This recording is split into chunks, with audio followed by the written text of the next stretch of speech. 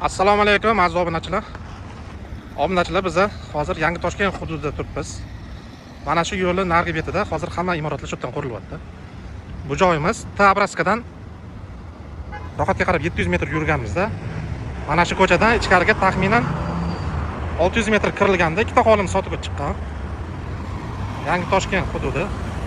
Bu joyimizda kim investitsiya uchun olaman degan odamlarga ikkita hovlimiz sotuvga chiqqan. Hozir birga borib ko'ramiz. Mana shu hovlimiz. Tekis joy. Fasad 27 ga 37 bo'lyapti. Yerlari juda ham unumdor, hosildor. Orientir mana shu mahallada Bashnaning tagidagi hovli bo'lyapti. Bu joyimizga egalari har bir sotiga 15 ming dollardan narx qo'yishgan. Kelib ustida kelishsanglar bo'ladi. Bu mahallamizda ko'cha yuzidagi uylar 20 ming, 25 ming so'ralyapti.